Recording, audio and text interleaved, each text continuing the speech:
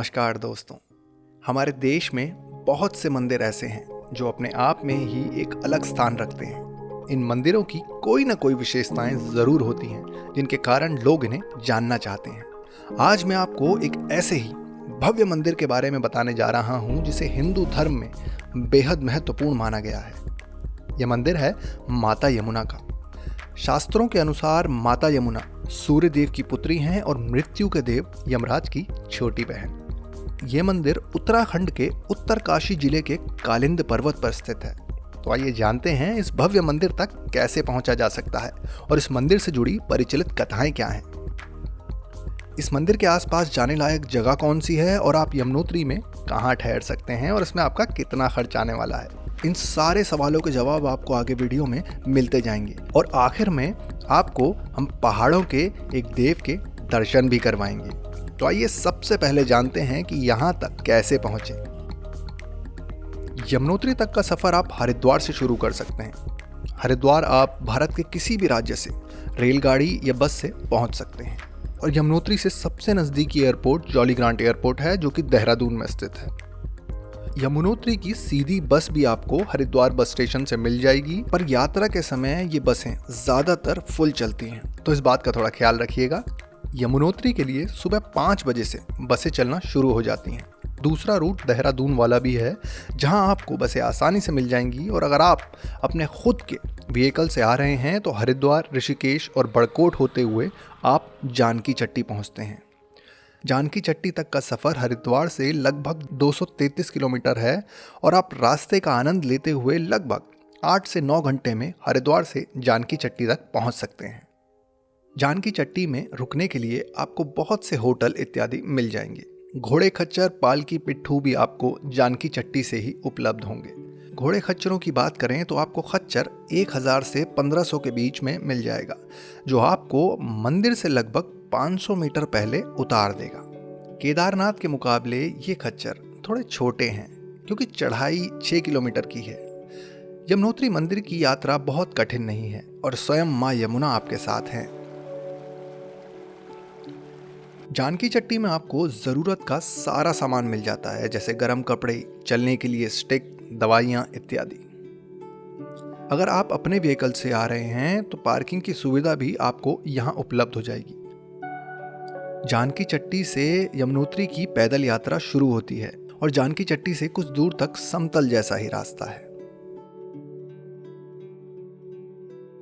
और कुछ 1 किलोमीटर आगे आने पर आपको माँ यमुना के मंदिर के ये विशाल द्वार दिखाई देते हैं जहाँ एक तरफ मृत्यु के देव यम हैं तो दूसरी तरफ शनिदेव पहरेदार की भूमिका निभाए खड़े हैं।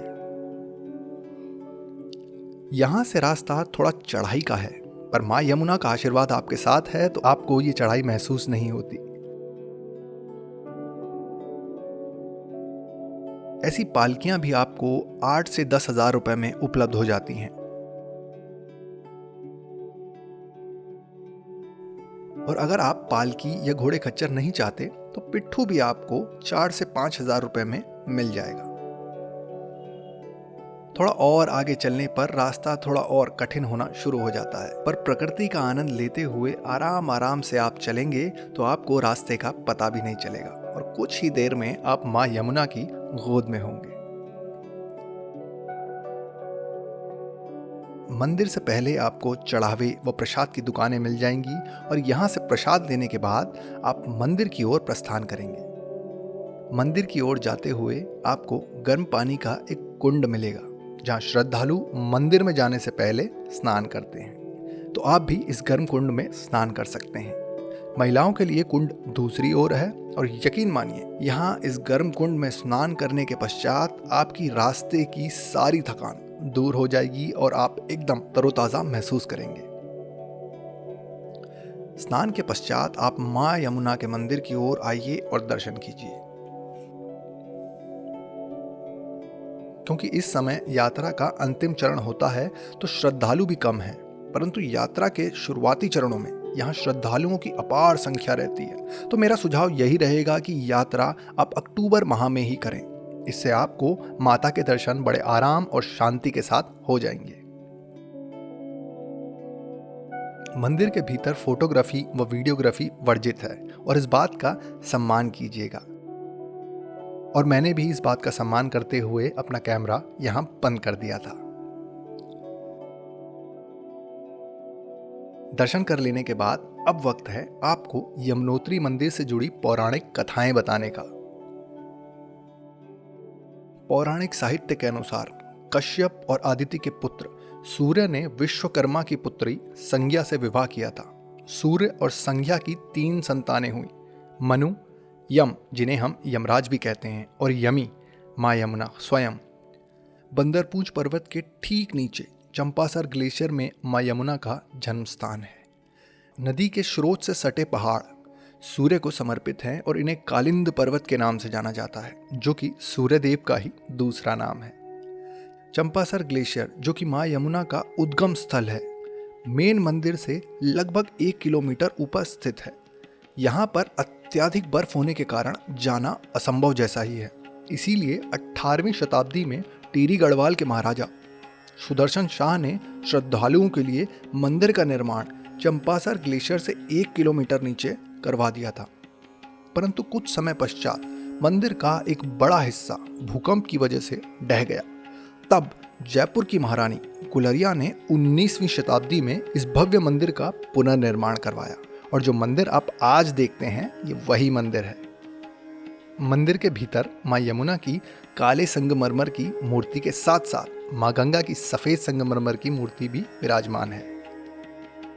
एक और पौराणिक कथा के अनुसार ऋषि असित मुनि अपने प्रारंभिक जीवन से ही गंगा और यमुना में स्नान किया करते थे, परंतु वृद्ध अवस्था में वे यमुनोत्री से गंगोत्री जाने में असमर्थ थे। तो उनकी धार्मिक प्रवृत्ति से प्रभावित होकर गंगा यमुना नदी के बगल में ही एक छोटी सी धारा के रूप में उभरी, ताकि उन्हें अपने अनुष्ठानों को जारी रखने में मदद मिल सके। माँ यमुना के मंदिर के दूसरी ओर गर्म कुंड के पास ही हनुमान जी का भी एक प्रसिद्ध मंदिर है, जहाँ एक सिद्ध पुरुष रहा करते थे। कुछ आसपास के लोगों से जानने को मिला कि महाराज जी बड़ी छोटी आयु में ही यहाँ इस मंदिर में आकर साधना करने लगे थे और लगभग 50 वर्षों तक महाराज जी ने यमुनोत्री का पुल तक पार नहीं किया था। अब तो महाराज जी ने महासमाधि ले ली है, परंतु अगर आप आज भी हनुमान जी के मंदिर के भीतर जाएंगे तो आपको महाराज जी की एक प्रतिमा वहाँ विराजमान मिलेगी। अब वहाँ एक और संत महात्मा रहते हैं जिन्होंने मेरे रुकने व भोजन की व्यवस्था मंदिर में ही करवा दी थी।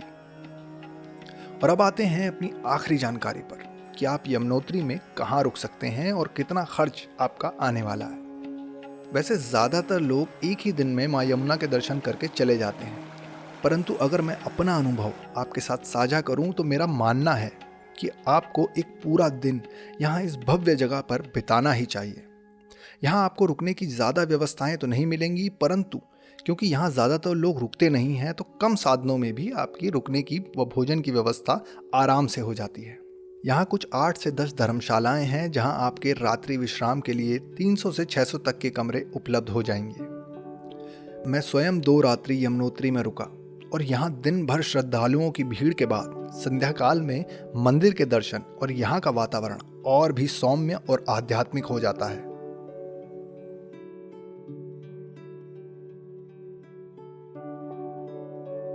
पास ही में एक जगह है जिसे गरुड़ गंगा कहते हैं। आप दिन का समय यहाँ शांति से व्यतीत कर सकते हैं। मुझे तो स्वामी जी इस जगह का भ्रमण करा लाए, परंतु आप आसानी से किसी से भी पूछ के यहाँ तक पहुँच सकते हैं। ये थी यमुनोत्री धाम की संपूर्ण जानकारी।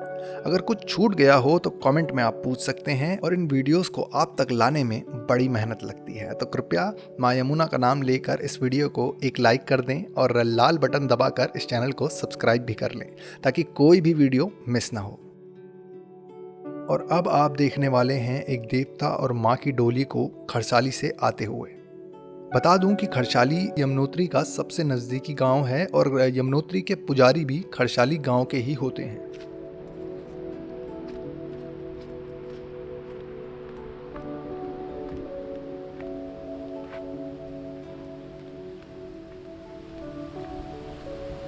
तो ये पीछे आपने देखा, ये थी गरुड़ गंगा और महाराज के साथ में थोड़ा सा ऊपर आया था।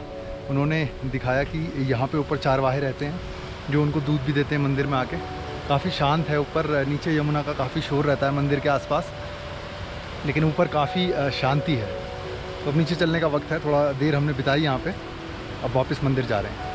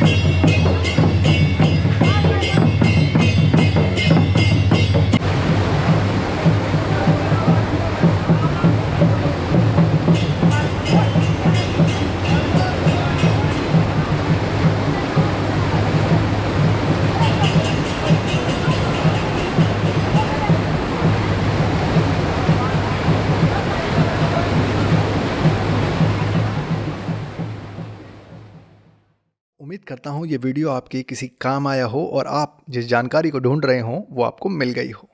चलिए, मैं सागर चमोली अब इजाज़त चाहूँगा आपकी।